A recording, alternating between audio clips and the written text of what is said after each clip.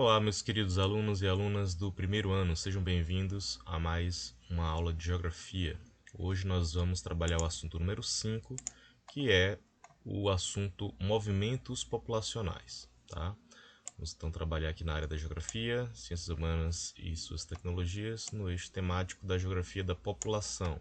Tá? Vamos trabalhar conceitos como espaço, território e região. Vamos lá?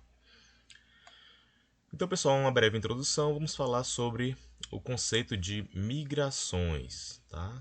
O nome do assunto é movimentos populacionais e migrações está diretamente relacionado a esse movimento. Vamos entender o conceito. Os movimentos populacionais, pessoal, ou também conhecido como migrações, remontam a tempos pré-históricos. Os seres humanos estão sempre à procura de lugares que ofereçam melhores condições de vida. Então, pessoal, todo mundo está sempre buscando o que é melhor para si, desde o homem das cavernas até os tempos atuais. Então as pessoas elas buscam, né, viver melhor, né? E geralmente viver melhor significa você viver num lugar onde você tenha uma saúde boa, onde você tenha condições para você trabalhar, ganhar dinheiro, poder ter as coisas que você quer, ter segurança, né? Então, isso sempre esteve no coração do ser humano e não é diferente hoje. Então, por isso que muitas vezes as pessoas elas mudam de lugar para outro, porque às vezes está num lugar onde a situação é muito ruim. Às vezes é o lugar que ela nasceu, mas a coisa não está boa. E aí ela, em determinado momento, muda para outro lugar em busca de novas oportunidades, melhores qualidades de vida, tá? Dentro do contexto do Brasil, pessoal, o que a gente pode falar sobre a população brasileira? A gente pode dizer que é uma das mais numerosas do mundo, né? Ela está estimada em cerca de 210 milhões de habitantes, de acordo com o IBGE de 2018.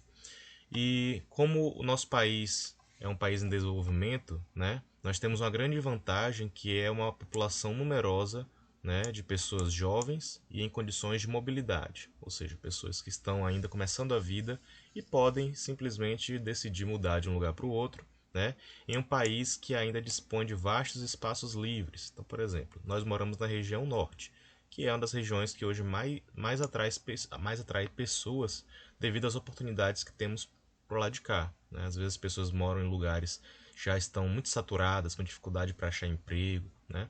E aí o Brasil é um país privilegiado nesse aspecto porque ainda tem uma parte dele que tem poucas pessoas morando, relativamente falando, e muitas oportunidades, o que possibilita, né, muitas oportunidades, principalmente para o jovem. Isso de acordo com esse autor aqui da geografia, tá? O Hervé Thierry. Muito bem, vamos falar então sobre os fatores que contribuem para a migração. Primeiro, nós temos um fator importante que é o fator político, tá? Temos um outro fator que são os conflitos religiosos, temos conflitos étnicos raciais, temos fatores naturais e econômicos, tá?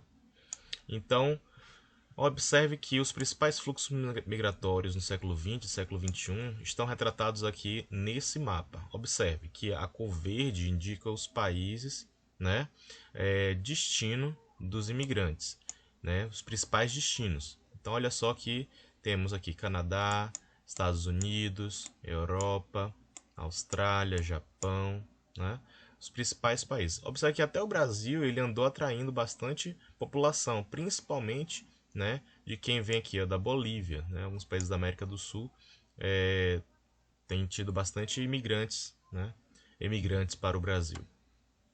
E na África também, no continente africano, a África do Sul é o país mais desenvolvido do continente, também atrai muitas pessoas que vêm de outros países, onde a situação política e econômica, né, não é tão boa, tá?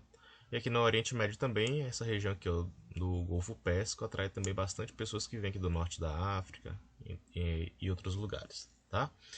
Então, pessoal, nós vamos analisar um pouco de cada um desses fatores na aula de hoje, tá bom? Muito bem. Primeiro vamos classificar os tipos de migrações, tá? Migrações, pessoal, elas podem ocorrer de uma forma definitiva, quando o migrante, ou seja, aquela pessoa que se desloca, ela se estabelece de uma forma permanente no local do seu destino, né? No Brasil, os imigrantes italianos, japoneses e das imigrações de nordestinos para outras regiões do país é um belo exemplo. Pessoas saíram da sua terra natal sem a intenção de retornar, tá? E também existem as migrações temporárias, né, que ocorre quando o migrante ele se desloca por um tempo determinado e pode ser uma migração diária, né, quando, por exemplo, um trabalhador ele se desloca de um local para trabalhar, para um determinado lugar para trabalhar ou realizar alguma atividade como turismo, tá? Então, observe que as migrações elas vão ter essas classificações aí, elas podem ser definitivas ou temporárias, tá? Gente, não confunda esses dois termos, eles são parecidos, mas significam coisas diferentes. Por isso que eu destaquei até de amarelo aqui, ó. A palavra emigrante, né, começa com emigrante, é aquela que sai de determinada região ou país. Então, olha só, o emigrante brasileiro, ele parte aqui do Brasil, sai do Brasil e vai em direção, por exemplo, aos Estados Unidos. Então, o emigrante brasileiro, ele vai estar saindo do Brasil para outra nação, né? Já o imigrante é aquele que chega a determinada região ou país. Então, por exemplo, aqui nessa outra gravura nós temos, né, o brasileiro chegando aos Estados Unidos, por exemplo. Então, ele lá nos Estados Unidos, como ele está chegando, ele é um imigrante, tá? É um imigrante brasileiro nos Estados Unidos. Então, imigrante é aquele que sai de determinado país ou região e imigrante é aquele que chega, né, ao determinado região ou país. Então, esse conceito ele vai depender do ponto de vista que você está falando, tá? Se você está falando do ponto de vista de quem está saindo, ele é um imigrante. Se você está falando do ponto de vista de quem está chegando, ele é um imigrante, tá bom? Vamos lá então. Então, existem fatores de repulsão. O que significa a palavra repulsão, pessoal? Repulsão é algo que a gente não quer, algo que a gente não deseja, tá?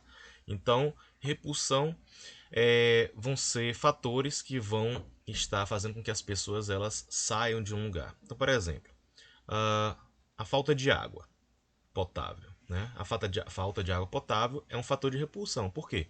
Dificilmente um ser vivo ele vai conseguir durar muito tempo num lugar com água sem água ou água que não seja potável, tá?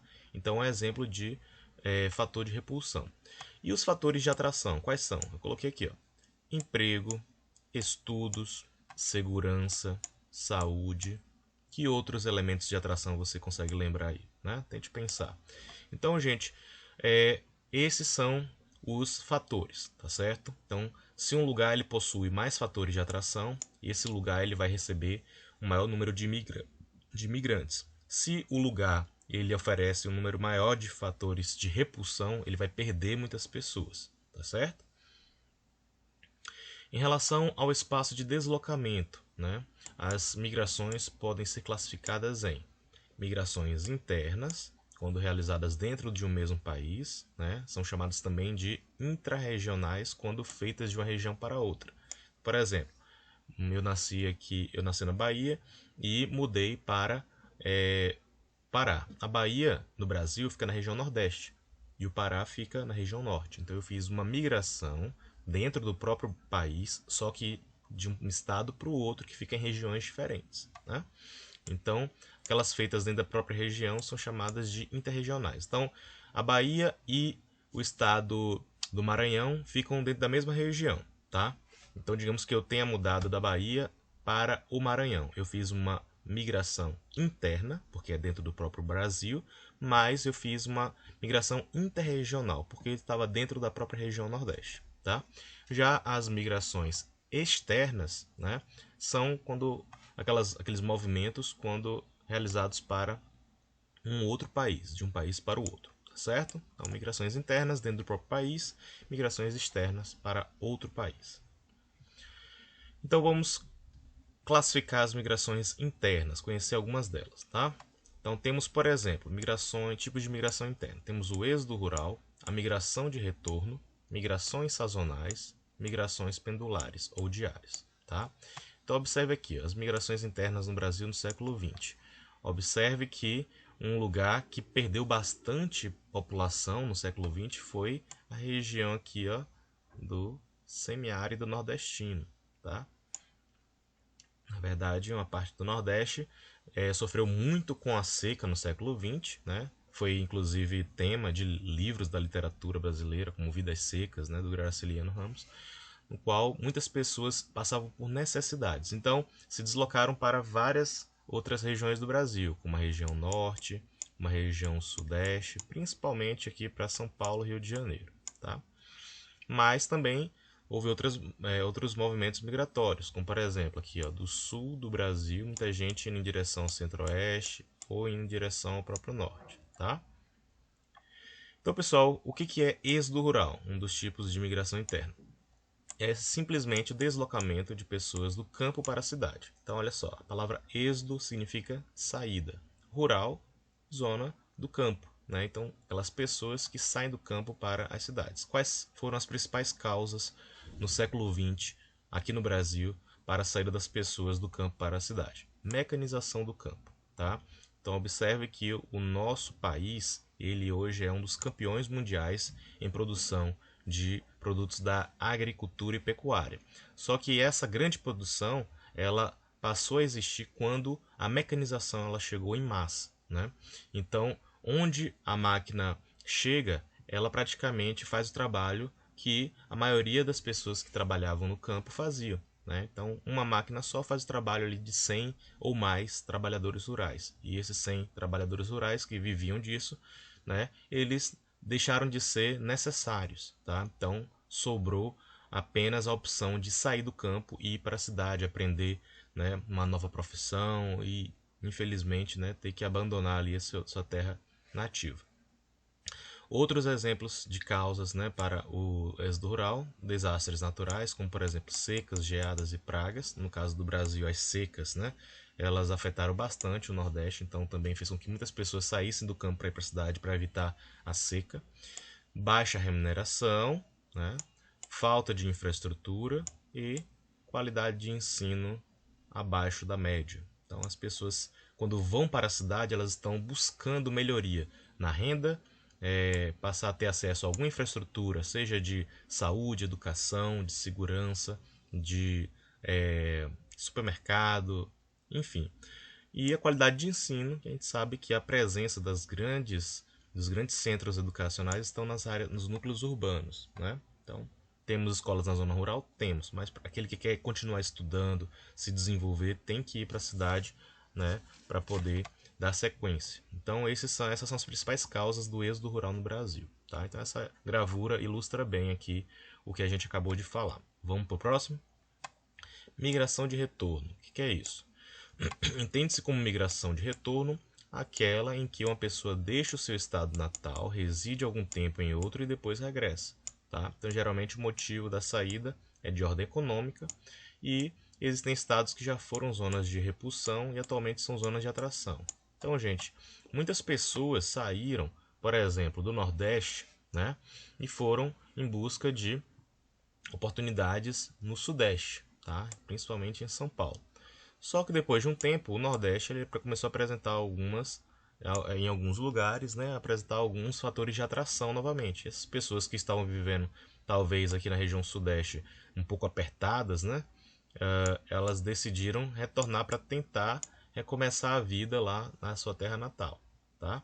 Então existe esse tipo de migração, imigração de retorno. Não é tão comum, mas existe.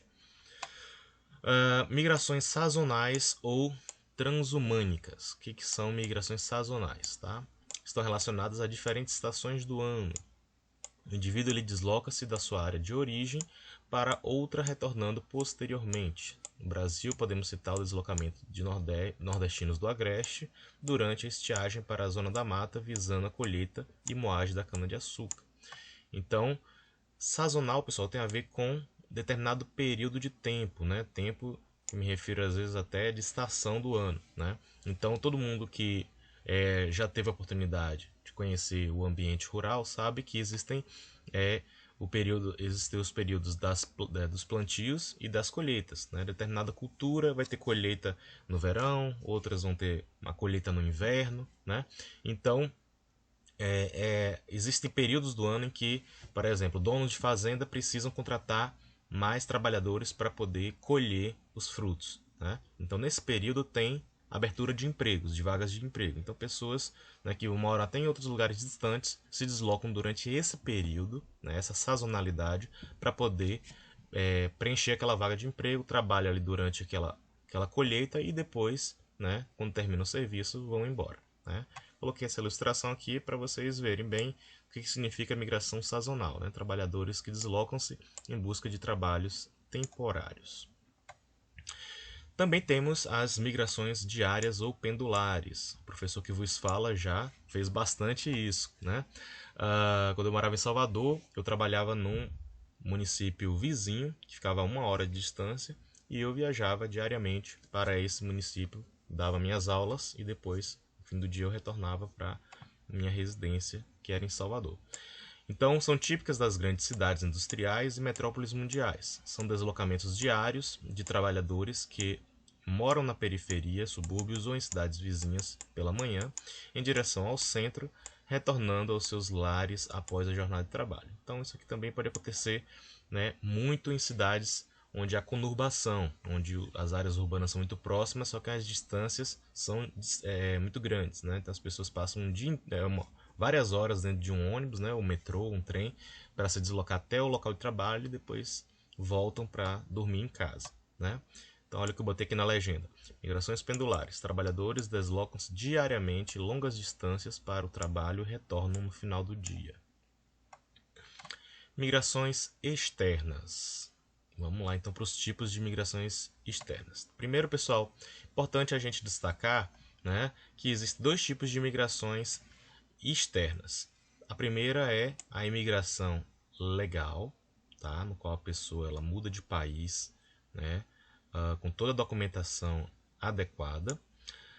Como, por exemplo, para imigrar legalmente em alguns países é necessário documentos como visto e passaporte. Então, você tira o seu visto, você tira o seu passaporte na Polícia Federal do seu país, né?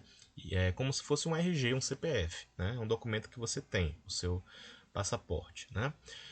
Pessoas que possuem dupla nacionalidade têm os mesmos direitos do estrangeiro e isenção do visto. Então, no caso, se você é descendente de um país que aceite, né, o termo da nacionalidade, da sangue como possibilidade de nacionalidade, por exemplo, se não me engano, descendentes de japoneses e descendentes de italianos, eu tenho certeza que a legislação desses países permite que se você for filho, neto, né, você tem o direito de ter cidadania também por causa do seu sangue, né?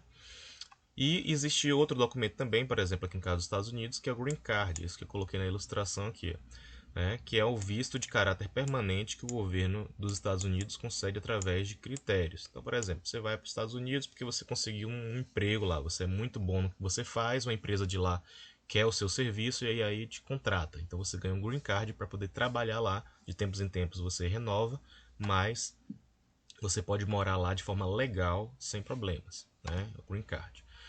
E outra forma também é quando você se casa com alguém. Por exemplo, nos Estados Unidos, se você se casar com uma pessoa de nacionalidade norte-americana, você, como cônjuge, passa a ter também nacionalidade imediatamente, tá? Então, o visto e passaporte são documentos necessários para os imigrantes legais, tá? E existem as imigrações ilegais, tá? Qual a diferença para a imigração legal? Acho que já todo mundo entende, mas vamos entender aqui objetivamente. Existem barreiras para inibir as imigrações ilegais, com muros e políticas restritivas. Então, um dos casos mais famosos é o muro que foi construído, né, em boa parte ali da divisa dos Estados Unidos com o México. Tá? Lembrando que Estados Unidos é um país considerado desenvolvido e o México é um país emergente. Países desenvolvidos já superaram a série de problemas sociais, principalmente, e países emergentes ou subdesenvolvidos ainda possuem muitos problemas sociais, inclusive desemprego. Né? Então, esse muro foi criado para tentar conter a imigração ilegal, que vai aqui desde Tijuana, na divisa do México, Estados Unidos, no extremo oeste, passando por El Paso, aqui no Novo México, até chegar aqui no sul do Texas, onde temos o final da fronteira. Tá? Atualmente, alguns países estão fechando suas fronteiras para imigrantes ilegais e refugiados. Então, essa questão da imigração ilegal não ocorre apenas na América do Norte, entre Estados Unidos e México. Existe também em outros lugares, como por exemplo no Oriente Médio e na Europa. Tá? As principais justificativas para tais medidas são evitar o tráfico de pessoas, drogas e armas. Tá? Então, é um problema que os países enfrentam, e uma das medidas para tentar diminuir esse problema do tráfico, né, é o endurecimento de políticas restritivas ao acesso, dificultando o acesso das pessoas. Lembrando que no passado, né, havia uma liberalização maior, né, nesse fluxo internacional de pessoas, tanto que o Brasil, por exemplo, recebia e continua recebendo muitos imigrantes, né, sem muito critério. Só que com os problemas que passaram a existir, né, como principalmente a questão do tráfico, né, essas medidas começaram a se tornar mais comuns, certo? Então, uma pesquisa sobre a aceitação de refugiados na Europa indica, por exemplo, aqui, ó, o que acham que refugiados podem aumentar o número de ataques terroristas. Isso aqui na Europa, tá? Então, Hungria, Polônia, Alemanha, Holanda, né, Itália estão entre os países que mais acham que aceitarem refugiados, né, imigrantes de outros países, principalmente da Síria, né, e do norte da África, pode gerar ameaças ao país, né? E aqueles que acham que refugiados retiram emprego e benefícios sociais, também temos aí, ó, Hungria, Polônia, Grécia, Itália, França, Reino Unido, indicando que essa questão da migração, dos movimentos populacionais, não é um assunto tão simples assim, né? E as pessoas, elas podem se deslocar de um lugar para o outro? Podem, mas principalmente através da migração legal. Quando existem questões de imigração em massa, como foi no caso da Síria, né, devido a questões políticas, conflitos internos ali, muitas pessoas saindo, se tornaram refugiados, civis, fugindo da guerra, e no meio de boas pessoas, entrando ali também pessoas mal intencionadas, isso gerando medo e xenofobia por parte, né, de pessoas de outros países, gerando alguns conflitos, né? Então, esse termo que eu acabei de falar, xenofobia, o que significa? Né? É um termo dentro do contexto de migrações externas que, que significa o seguinte: um problema muito frequente enfrentado por imigrantes em alguns países. Então, significa a aversão por parte da população nativa, né? Por parte, quer dizer assim, uma parte da população. Né? Tem pessoas que não tem problema em receber os imigrantes, mas tem uma parte, né, da população que tem essa aversão ao estrangeiro, que acaba sofrendo com discriminação, hostilidade, em alguns casos até violência e morte, tá? Então, eu coloquei aqui um exemplo para vocês entenderem. Então, por exemplo, aqui está representando imigrantes, né, refugiados, e aqui a mão, né, indicando para eles pararem, né? Parem de vir, né? Vocês têm o seu país, aqui no nosso país, vocês devem entrar apenas de forma legal, não assim de qualquer forma, né? Então, é um tema bem delicado que gera uma série de debates, principalmente sobre essa questão da imigração ilegal, tá?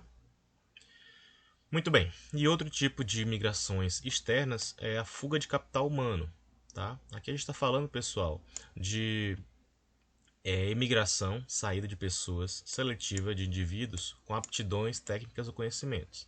Tá? Ocorre devido a fatores como conflitos, guerras civis, busca por melhores oportunidades, risco à saúde, instabilidade política em seu país de origem. Então, gente, pessoas que se desenvolvem, né, e chegam num patamar de excelência em termos de mão de obra, dificilmente vão permanecer no seu país de origem se ele não for um país extremamente desenvolvido, né? Eles vão em busca de lugares onde o seu talento possa ser melhor aproveitado, tá? Então é muito comum, por exemplo, mentes brilhantes, né, que são formadas no Brasil, se desenvolverem, né, ou trabalharem em outros países, como por exemplo Estados Unidos, Canadá, Inglaterra, né, e outros países da Europa. Então olha o que eu coloquei aqui, ó. O Brasil não tem nenhuma universidade no The Times Higher Education University em 2015-2016, prestigiosa publicação que elege as melhores instituições de ensino ao redor do mundo. Ou seja, o Brasil ele tem pessoas inteligentes, como em qualquer outro lugar, só que essas pessoas, elas às vezes não têm, né, no Brasil, a oportunidade de desenvolver o seu potencial máximo. Então vai estudar fora, né, vai estudar em universidades como Harvard, Oxford, né, e isso faz com que o Brasil ele perca, né, haja essa fuga de capital humano. Né? Capital humano, a gente está se referindo a pessoas que saem, que teria potencial para desenvolver algo no Brasil, mas devido à carência, né, de qualidade em termos de infraestrutura no Brasil, acabam perdendo essa mão de obra. Tá? E migrações externas, também existe o contexto, pessoal, um termo importante que é o termo de desterritorialização. O que é isso? São populações expulsas de seus territórios, né? Ocorrem em alguns países da Ásia e da África. Esses povos sem território são minorias oprimidas, dispersos em outros países, procuram um lugar para chamar de pátria. Então isso aqui tem mais a ver com questão histórica, tá, gente? Povos que tiveram seus países dominados por outras nações, né, suas fronteiras anexadas, e esses povos com sua cultura ficou, digamos assim, remanescente dentro do território de outros países, como por exemplo os curdos, que reivindicam uma nação curda, né, mas não tem território próprio, eles vivem hoje em parte do Iraque, do Irã, na Síria, na Turquia, os palestinos, que vivem em parte na Cisjordânia, faixa de Gaza e em Jerusalém Oriental, em Israel, chechenos, que vivem na Rússia, tibetanos, que vivem na China, bascos, que vivem na Espanha, caxemires, que vivem em parte na Índia, Paquistão e China, e Saara Ocidental, que vivem no Marrocos. Então, todos esses povos que eu citei aqui, eles reivindicam um território para chamar de seu, né, sua nação, seu país. Só que não há mais esse território desses povos, então vive aí um debate, né, internacional sobre essa questão. E eles vivem migrando, né, de um país para o outro. Muito bem, quais são as consequências das migrações? Elas contribuem no processo de povoamento, miscigenação, difusão cultural e desenvolvimento econômico de um país. Gente, desde os primórdios, como a gente falou no início da aula, o ser humano ele se desloca de um lugar para o outro em busca de melhores qualidades de vida. E não apenas isso, quando ocorre a migração, as pessoas elas levam experiência de um lugar para o outro, né? Experiências culturais, né? Por exemplo, aqui no Brasil nós tivemos no início do século XX, né, uma leva de imigrantes italianos que vieram e se estabeleceram grande parte deles no sudeste e no sul do país, né? Então muitos deles vieram recomeçar a vida aqui, só que eles já tinham o domínio de algumas práticas comerciais, técnicas, né, industriais. Por exemplo, a produção de vinho. Né? A Itália é um dos países que mais produz vinho no mundo. E o sul do Brasil tinha um solo próprio e um clima favorável para a produção de vinícolas, né, e produção de suco de uva, vinho também. Então eles trouxeram para o Brasil, né, essa cultura da produção de vinho. Hoje o Rio Grande do Sul, por exemplo, é um estado brasileiro que promove turismo gastronômico, né, voltado para a questão da produção de vinho, por causa dessa troca cultural, esse intercâmbio cultural que aconteceu. Tá? Quando a imigração significa a perda de indivíduos altamente qualificados, há prejuízos para os países emigratórios. Tá? Então também tem esse lado. Quando um país ele não oferece os fatores motivacionais para continuar segurando as pessoas aqui, as pessoas elas acabam mudando de um país para o outro. Tá? Nós sempre fizemos isso e provavelmente vamos continuar fazendo. Óbvio que com a globalização, né, se tornou mais possível, mais viável devido à evolução da tecnologia, mas também, por outro lado, com a questão do tráfico de pessoas, de armas, de drogas, medidas endurecedoras começaram a ser tomadas, dificultando o acesso a alguns países. Tá? Então, pessoal, para concluir nossa aula, vamos revisar um pouco do que a gente viu hoje. Então, olha só. Os movimentos populacionais remontam ao tempo pré-histórico, como a gente acabou de dizer, e esses fatores contribuem para o fenômeno da migração, como questões econômicas, políticas e religiosas. Tá? Migrações podem ser definitivas ou temporárias, bem como internas ou externas. No Brasil, ocorrem migrações de vários tipos, como êxodo rural, migrações sazonais e pendulares. No contexto das migrações externas, é necessário diferenciar migração legal, quando se possui documentos necessários para ingressar no país, da migração ilegal, quando se tenta entrar de forma clandestina em outro país. O fenômeno de migração promove o povoamento de espaços, a difusão cultural e o desenvolvimento econômico, tá certo? Então, gente, recomendações da aula de hoje: Atlas do Brasil, Disparidades e Dinâmicas do Território, do Hervé Thierry, tá? Série A Incrível Jornada Humana, da BBC. YouTube, o vídeo sobre o Brexit, né? Ou Partição da Índia, do canal Nerdologia, tá? Vale bastante a pena você acessar e assistir. E a atividade dessa semana vai ser a escolha de um desses 3 temas aqui, tá? Para fazer uma redação dissertativa de 25 linhas. A primeira sugestão de tema é Êxodo Rural no Brasil, causas e consequências. A segunda sugestão, como solucionar a imigração ilegal no mundo. E a terceira sugestão, causas e consequências da fuga de cérebros do Brasil. Né? Fuga de cérebros, falando sobre aquele movimento, né, de fuga de capital humano, né, do Brasil para outros países.